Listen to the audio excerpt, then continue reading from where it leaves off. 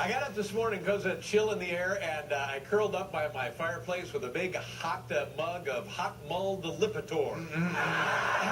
Woo! Well, here we go, ladies and gentlemen. It's playoff fever. How about those Yankees last night?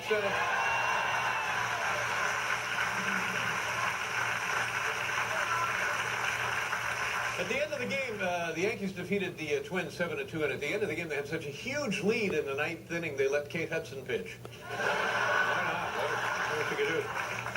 Did anybody watch the game? Did you see Mayor Bloomberg at the Yankees game last night? Oh, boy, he's down there. Now, this guy, now don't kid yourself, this guy is made of money. And they got him down the front row, one of those $1,000 seats.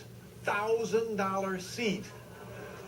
Well, to be fair, for that price, for the mayor, they threw in a phone book he could sit on. Because he's a tiny little guy.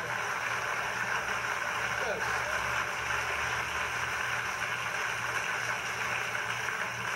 Everybody, I think, in New York City has playoff fever. Do you folks have playoff fever? Huh? I thought I had playoff fever. It turned out to be swine flu. Oh. Anybody go to the harbor today? Anybody take the harbor tour? Go down to see Lady Liberty? You talk about... May I see your ticket stubs? You talk about playoff fever. Look at the Statue of Liberty down there. Look at that.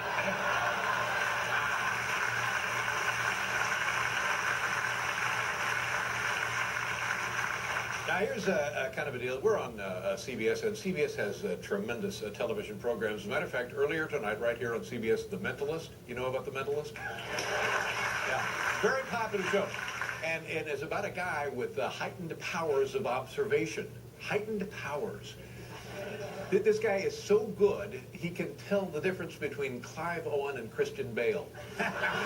Honestly, he can... Wait a minute. We're not done yet. He can tell the difference between Mary Louise Parker and Jennifer Love Hewitt.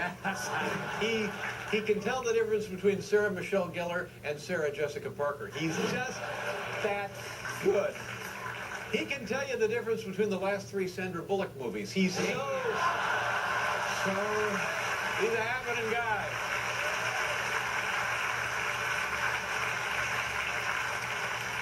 Hey, folks, like that show they got where people go on and dance and stuff. You know the show I'm talking about? Yeah. It's called Dancing with the Stars? Yeah. And you heard about this former House Majority Leader Tom DeLay was on the show. And because you're just not going to get bigger ratings than you are with Tom DeLay. I mean, all those Delaney-acts. Wow. Well, anyway, Tom DeLay is leaving the show. Yep. Try to get a hold of yourself. For medical reasons. He's leaving the show for medical reasons. And here is the official announcement from ABC why Tom DeLay is leaving the show. Watch this. After 3 exciting weeks, former Congressman Tom DeLay is leaving Dancing with the Stars because of the physical toll the show was taking. Doctors report that DeLay developed a stress fracture in his right foot, then a similar fracture in his left foot. And after doing this, his ass fell off. Get well soon, Tom.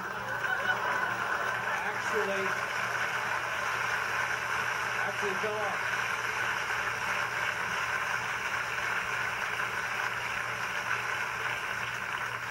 You folks ever been over there to France, been to Paris, you've been to the Louvre? Oh, yeah. It's Paris, nice town. Just tried to get a decent meal there, though.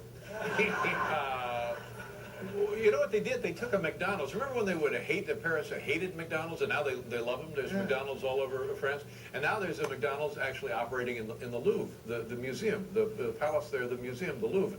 And if you go there, be sure to order the Big Matisse. Tremendous. And but here's what I like. They have Leonardo da Vinci's original ketchup pump there. Not crazy about the joke, I just like doing this. Come to think of it, I could do this without the joke, couldn't I? Yeah. Hi, welcome to the show. Anytime.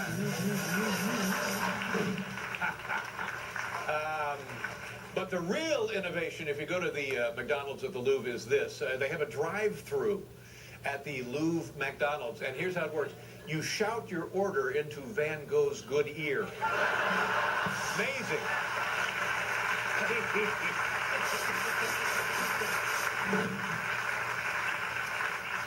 Ladies and gentlemen, here's interesting news. Mel Gibson, arrested a couple of years ago, DUI. Well, he's had that record expunged. Had his record expunged. It no longer appears. Had that taken right off his record. I wish I could have done that with last night's show. You know what I mean?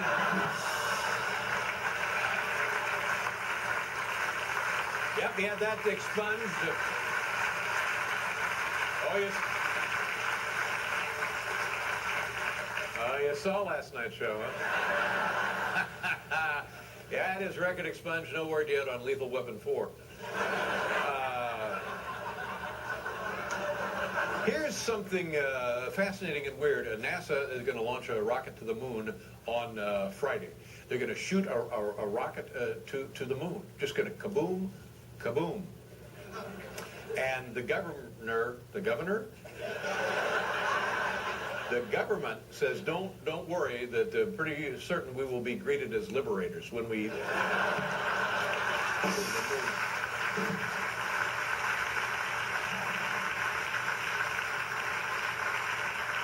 So we're actually, in essence, we're bombing the moon. We're attacking the moon, and we hope to find out if there's water. And you know, that's how we do stuff. We launch the attack, then we look for the evidence. So we don't know. We don't know.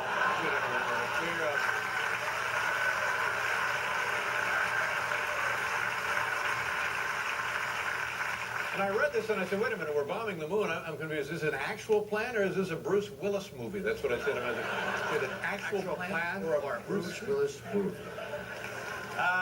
Ladies and gentlemen, Nobel Prizes were awarded last week, and the prize for chemistry awarded to two Americans. Regis, yeah.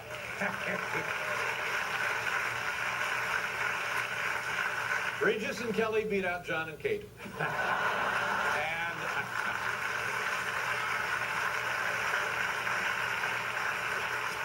The Nobel Prize for lack of chemistry went to John McCain and Sarah Palin.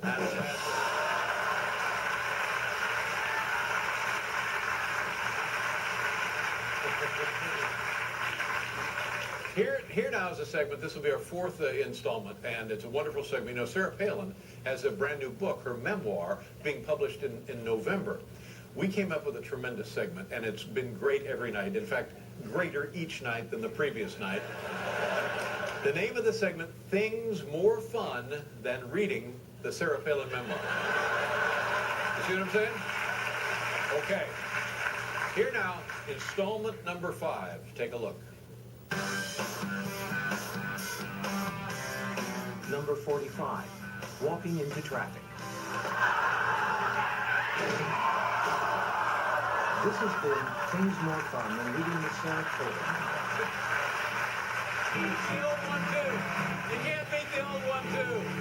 Ladies and gentlemen, there's Paul Schaefer right over there. Thank you, everybody. Here we go.